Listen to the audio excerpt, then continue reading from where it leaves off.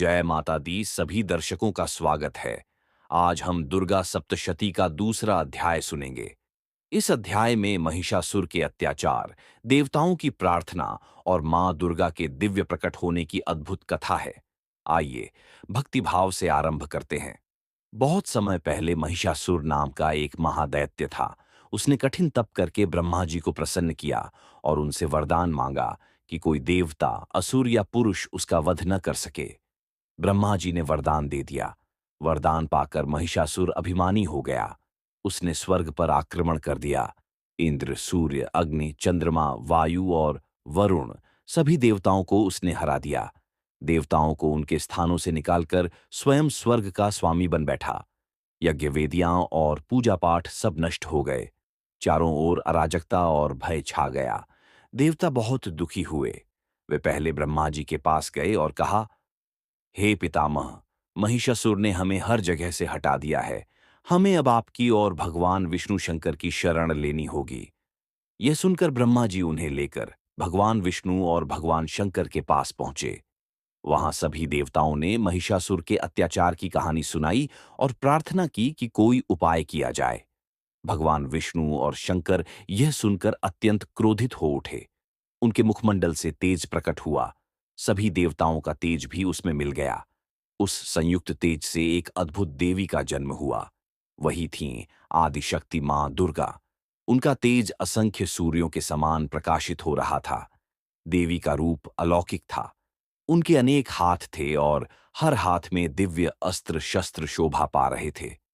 देवताओं ने उन्हें अपने अपने दिव्य अस्त्र दिए। शिवजी ने त्रिशूल, विष्णु ने सुदर्शन चक्र, अग्नि ने शक्ति, वायु ने धनुष और बाण, इंद्र ने वज्र, यम ने दंड, वरुण ने पाश, कुबेर ने खड्ग और ढाल, समुद्र ने हार और आभूषण, हिमालय ने उनका वाहन सिंह प्रदान किया।